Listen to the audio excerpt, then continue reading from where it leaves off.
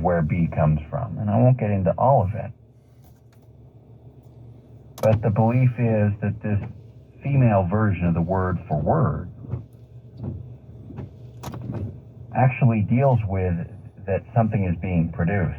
Some say that it has to do with it being arranged. Some say that it has to do with order, that it speaks of order. Some say that it has to do with the noise, that the bees seem to speak. Strangely enough, bees do speak. Bees have their own language. They have their own homes. They make honey, they produce something.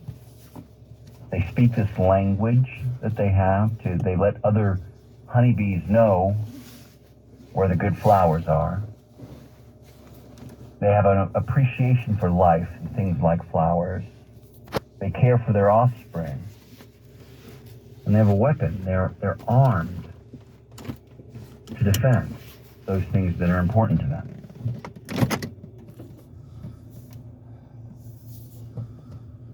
A honeybee colony essentially consists of a queen, drones, and workers. But they all play a very specific and a very important role in the survival of their community. And the honeybees go through a change.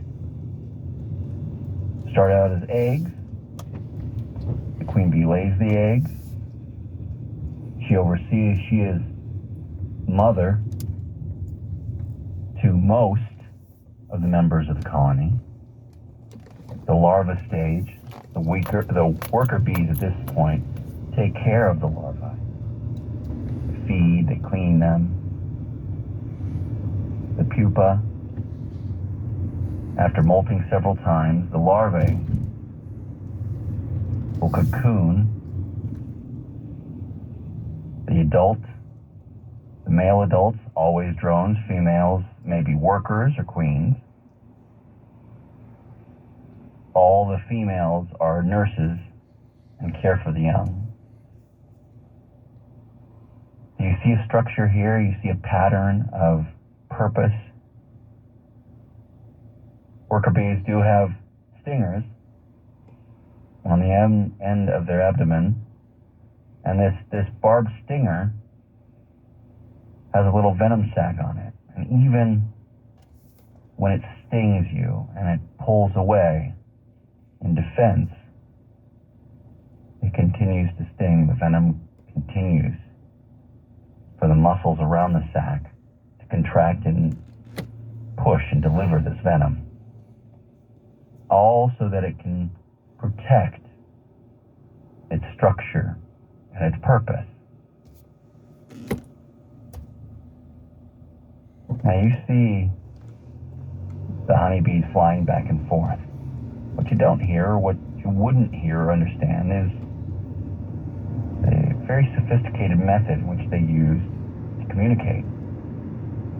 Some refer to it as a type of dance, but ultimately it's a way for them to communicate. Now something else that flies, something else has wings, it's an insect, is the fly itself. The Hebrew word for fly is zabub, and you've heard that before because of the term Beelzebub, which is often translated as Lord of the Flies. And there's different interpretations as to whether that means someone who can control the flies or someone who uses the flies to do their bidding. But the zabub, the term zabub in Hebrew kind of has this idea, like the verb to zigzag, to move back and forth randomly without purpose. The interesting thing about flies, they don't have the home like the honeybee. They like to be around, even eating dung, decaying flesh, the breakdown of organic matter. They make nothing. They have no product or anything that's produced. They speak no language. They don't care for their offspring. And they have no weapon to defend. Larval flies or maggots have to eat rotting organic matter. Throughout history and mythology and literature, the fly often represents agents of death and decay because of this. And what I want you to ask yourself today is, are you a bee or are you a fly? Do you have purpose in the things you do, or do you zig and zag through life? Are you constantly going to and fro without any focus, any sort of construction, just kind of living through life? Going from dung pile to dung pile to dung pile, regardless of the consequence? Or do you have something so important, so purposeful in your life, are you willing to defend it? Do you create something that's so precious that other people want it, like honey? The very product you make becomes an illustration of wealth and productivity. Knowing what it takes to make honey, knowing that the process can only be done in that familial type structure where people have positions and jobs and orders and people focus on what's at hand, what they need to do to produce something so wonderful. Or do you have that mentality like a fly, only looking for the dead, the ugly? And it's not that flies don't have their own purpose. They do. No, it's not stupid. But when you see the difference between the chaos of one, the seemingly purposeless life of one,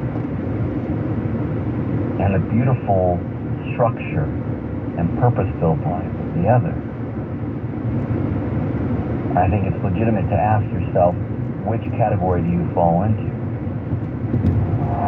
Do you see yourself in that place of wanting to be a part of that family with structure, with purpose, with a product, whatever that product might be in your life that you produce, that you bring to others, that brings joy to others, or somehow benefits them?